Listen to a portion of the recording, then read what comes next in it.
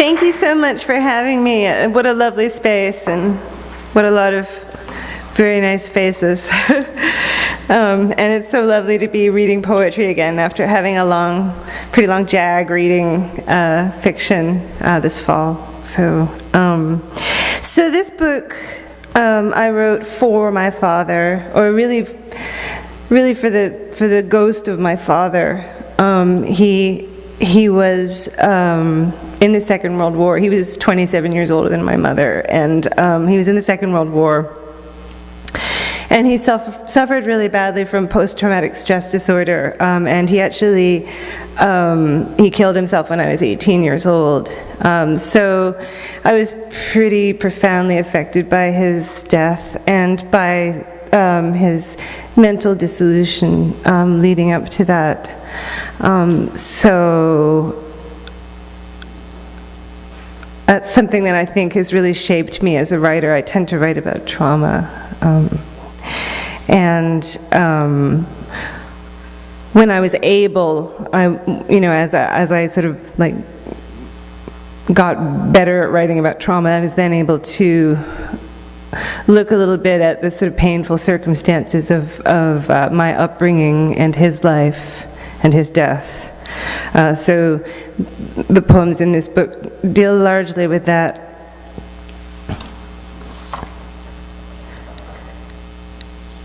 He was on a lifeboat.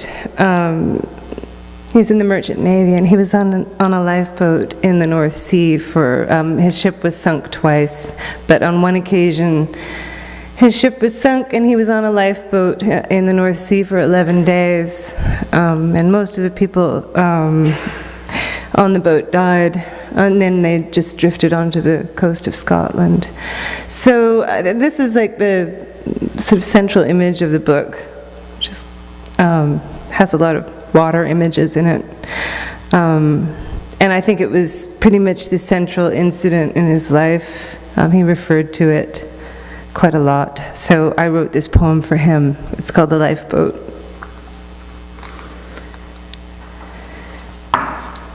The Lifeboat. All night in his lifeboat, my father sang to keep the voices of the other men who cried in the wreckage from reaching him.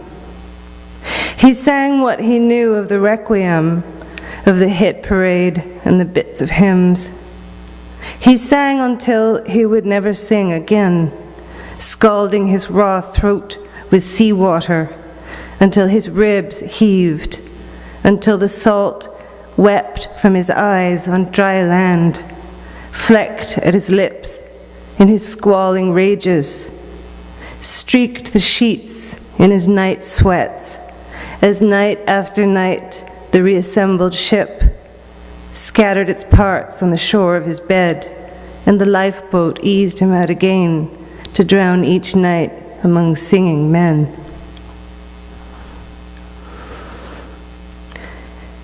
So not all the poems are directly about him, but just rather more obliquely. And this poem is a longer poem, and it's called Hansel. And Hansel is a sanatorium in Wales that was closed down about 20 years ago, and I used to go for walks there with my ex-husband. Well, he was my husband then. So it's dedicated to him. My father was from Wales, and I spent about 15 years living there. Hansel. It's winter.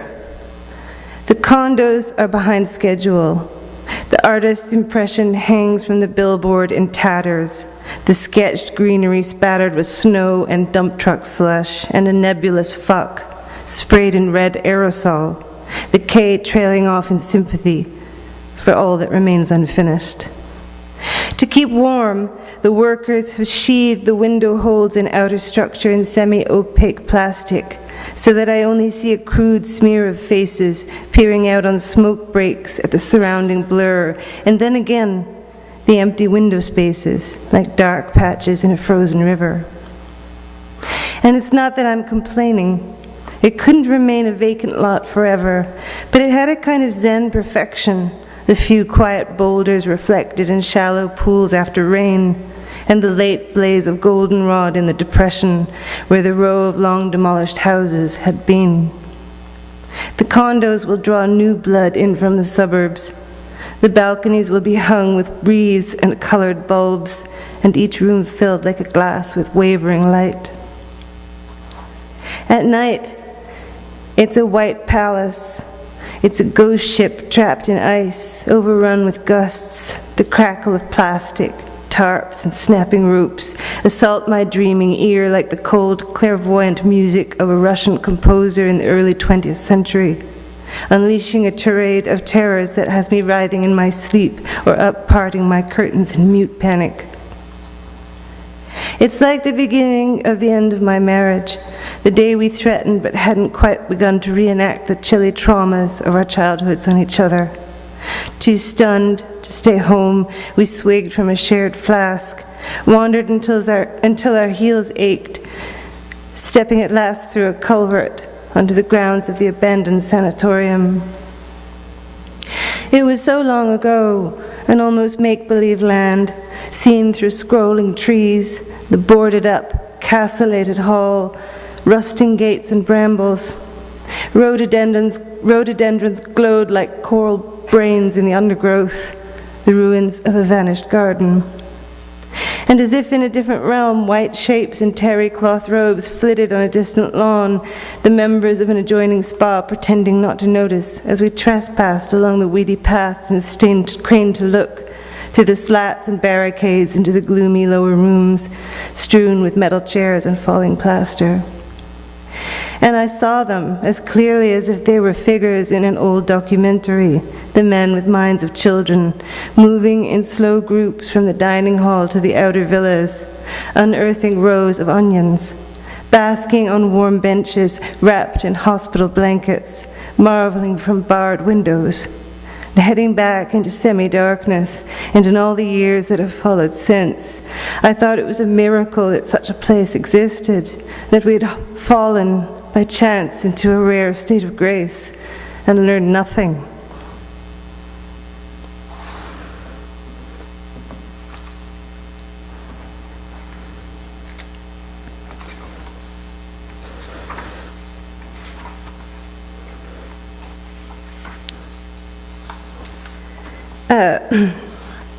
A sonnet. The wreckage. If all is wrecked between us, it's because a pair of wingtips on the other side of the world closed in prayer to make this small breath, like the breath of a child blowing a candle wish that only gathered salt and squalls as it grew swift. They say it often begins like this. The ends of the earth are littered with our fragments, like flocks of terns on an Arctic ice cliff, or words on torn-up sheets of paper, in a language that I try not to remember, spelled out again like moths around the flicker of your face that often flares at me and strangers. Look how I make the most of what's at hand, a match girl out for kindling in a windy land.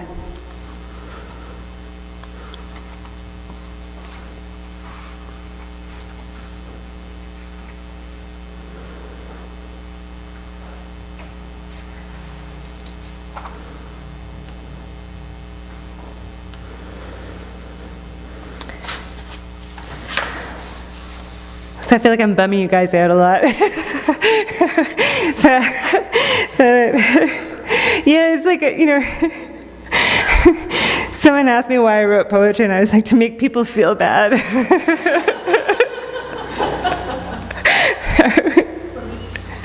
So this is a poem that I wrote for my father's mother, who was a legend in our family, and she was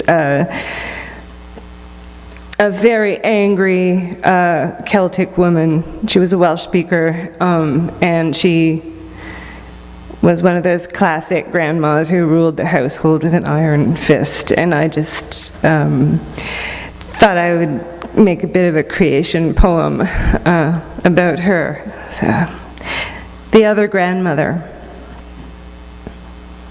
The flame-haired one who spat words like lava, flung them like clods of earth or whatever else came to hand, frying pans, pots of soapy water. She knew a weakling when she saw one, sized it like a leopard from her baobab, the kid with chicken legs or sensitive skin.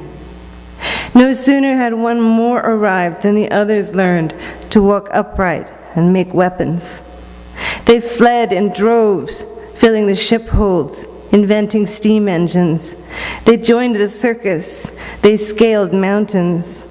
They swam the English Channel, slathered in beef tallow, all to be rid of the other grandmother, tits down to her ankles, eyes like hot stones. But it was no use. She was in high dudgeon. She was everywhere they were, like the family chin, fanning her embers, nursing her grudges.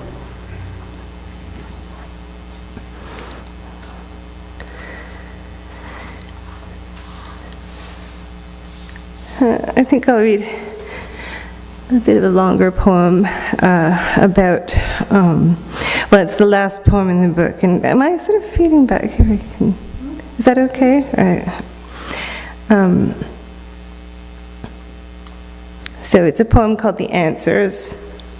And there's a little bit in italics here, and I never know whether to read like italics in a funny voice. Yes. To sort of like maybe in a squeaky voice, like I don't really, but anyway. So there's a little italic bit that I'll read out. This is a poem that was sort of written based on some experiences that I had visiting Greece, but remembered many, many years later. So the answers. Tell the king the fair-wrought house has fallen.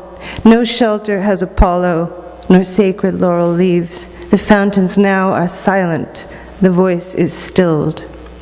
So that was the last prophecy of the oracle at Delphi. And lo and behold, it came true. Athens vanishes in a blast of dust.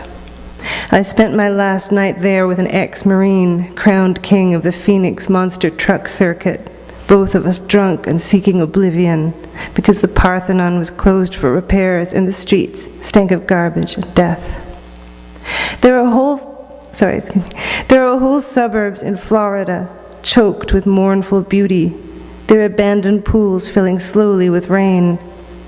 The Greek hills are strewn with the half-built villas of luxe has-beens, their poured foundations at a distance, indistinguishable from ancient ruins. My Phoenix King's snake-handling Baptist forefathers have blessed him with vacant eyes and a mistrust of philosophy. But he knows trauma, blunt or otherwise, has no beginning, no end, only knots and kinks around which the mind bends and groans, the remembered explosions blooming beneath closed eyes again and again.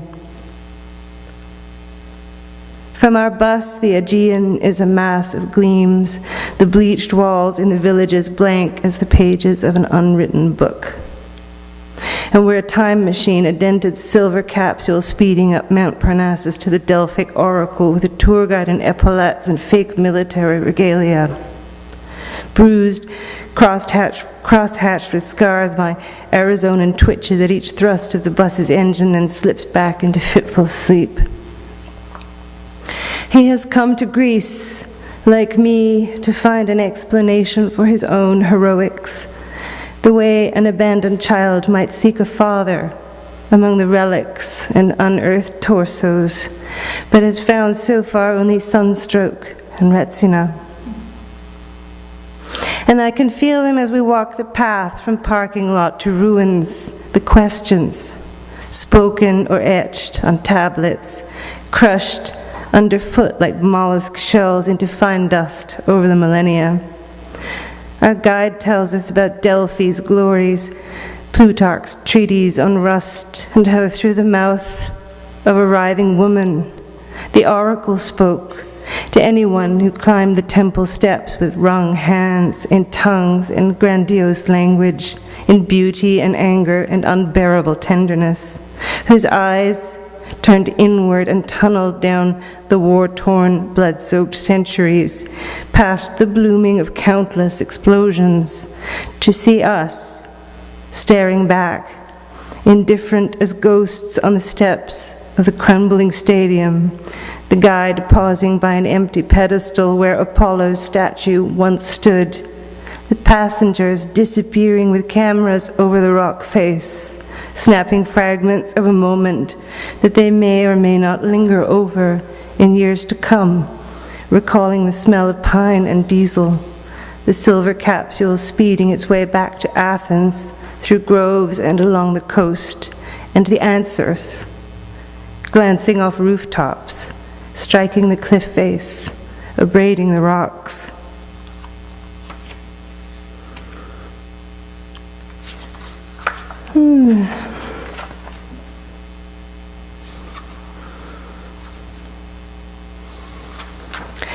So I think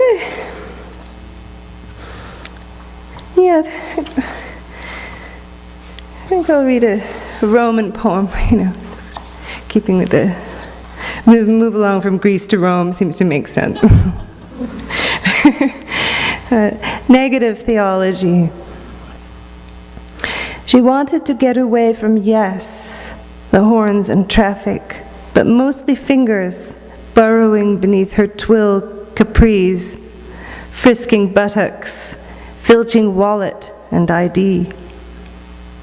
Tearful scenes at the embassy couldn't restore her to her former self, and so she walked among the numberless, with neither name nor fixed address, fair game to any Roman with a roving hand. And how she kept an open mind was anybody's guess, viewing the bones of capuchins in the overcrowded crypt.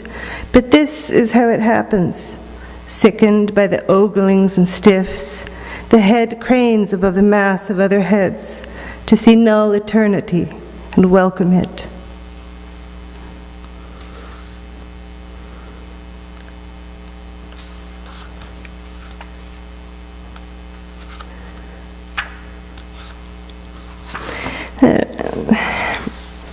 A little bit of my family history to share.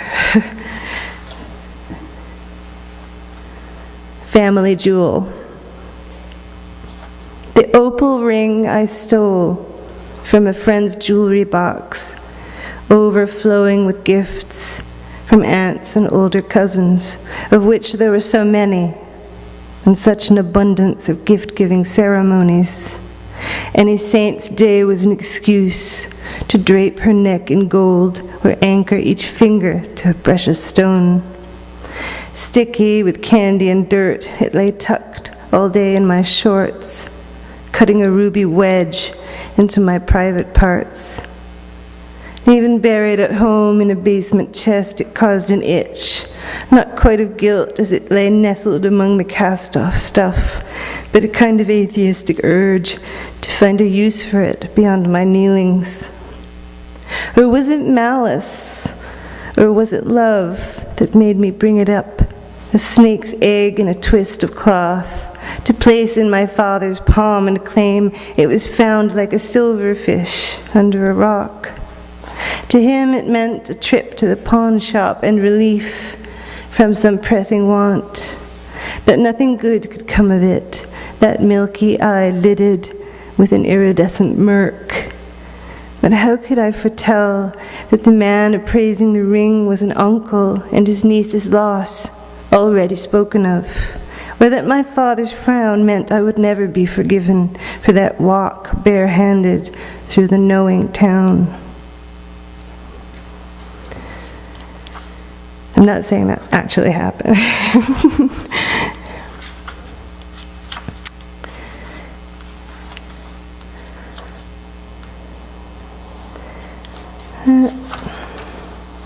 So when I was writing this book, I really wanted to have a sense of not primitivism, but of our engagement with different types of history and time.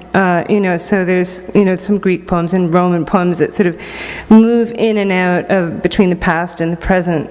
And in a lot of ways, I was very conscious of that because, when you suffer from PTSD, the past, interrupts and disrupts the present in a very vivid and often disturbing way. And poetry is an art form that can accommodate that very well. So that was on my mind quite a lot while I was working with material for this book. Skinny dipping. The campfire sunk to a ruin. Let it glow from a distance, like Rome or Atlanta. Abandon all pretense at keys, clothes, loose change, and the world falls to your ankles. Hang the last vestiges on a branch to bear fruit or witness, but be fast. Too long a pause at the water's edge might turn you to salt or a narcissus. So slip. Let the hard cares of air and land collide and dissolve. The owl in its bower of needles, fretworks of pine and fern, the drawn blade of a new moon subdued in the ripples. Regress to the knee, the waist, the neck, and having lost yourself, why not most that's human?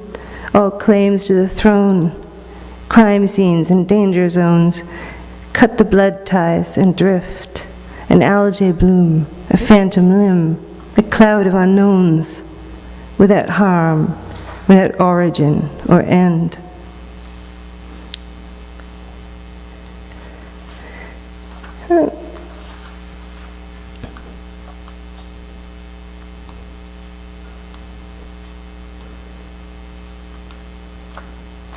Excuse me.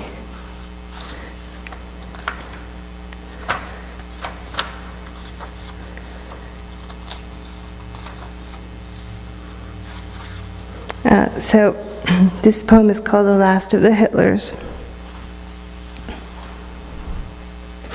The storm tore a pier off Long Island Sound, unearthed a row of oaks and a mafioso corpse from the grounds of the Federal Reserve. New York at dusk is neoclassical, all columns and wingless silhouettes crowding the high windows.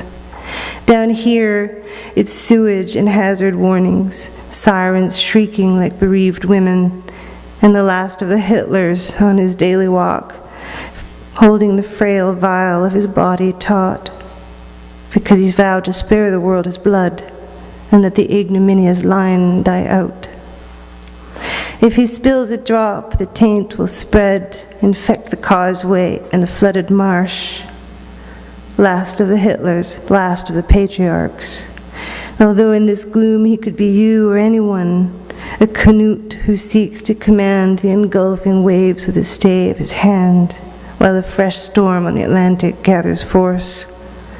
Let the greats smash their pianos in resounding finales, lash the air with salt and applause for this lone man at the land's drowned end, as if he was the last monster, the last god.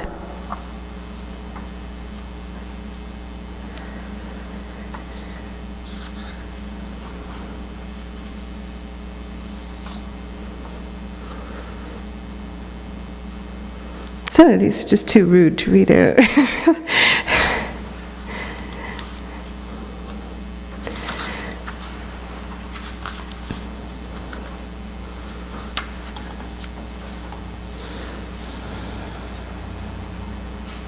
Ship's biscuit. After Mother scarpered, it was ship's biscuit with shrapnel sparkles. It was hot spurts and gristle and cold snaps with a wet towel for stealing a puff from Dad's fag or sneaking a peek at his titty mags. But we buggers deserved no better. It was us that made her run off with our bickers and our bungles. It was our bloody cheek. It was his bleeding knuckles.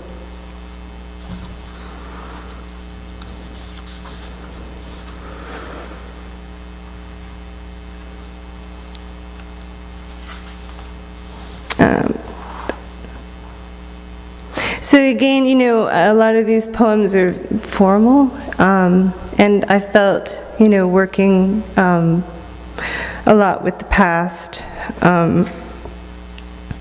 I felt it was interesting to work with formal poetry. I wouldn't say that I was a formal poet, some people just are, and I don't think I am, but a lot of these poems are. And this is a villanelle. And it was inspired by an exhibit by an artist called Hansel. You probably all know his work, right? He's just this really gloomy, gloomy German artist who deals a lot with the past as well, but has this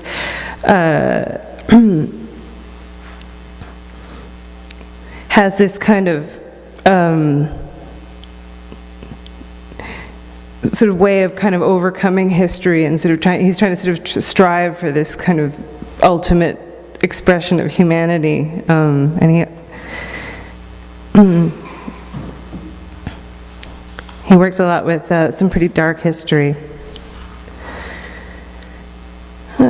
Hellespont.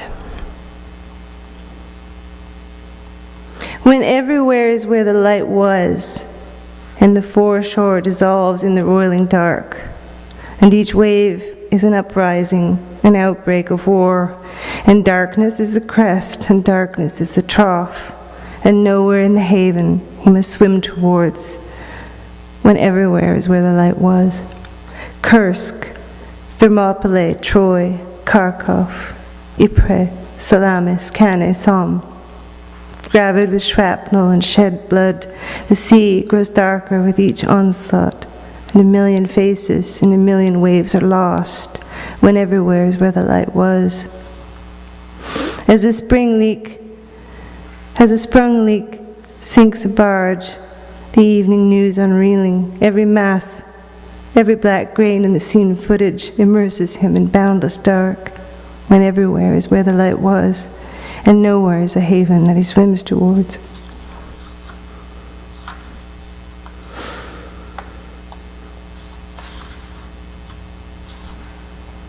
How am I doing for time here? Am I sort of... Should I just do one more? Yeah, one more? Or not? I'm trying to find this one. It's like it sort of keeps leaping around in the book and I can't. I'll go to the front.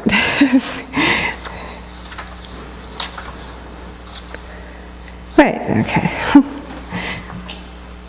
This is another poem that's sort of directly addressed to my father, who was very passionate about music when he wasn't too ill to listen to it.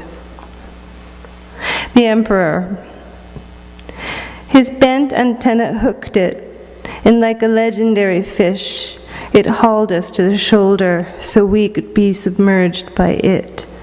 Beethoven's Emperor, my old man and I, crammed into his last great wreck. Windows taped shut, the ice holes carved in the windshield, slowly misting over with our breath.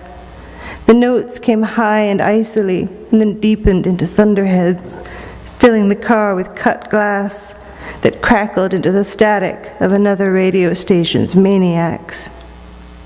He reeled the dial back in, and my father, now 20 years dead, conducted the piano and the lead violin.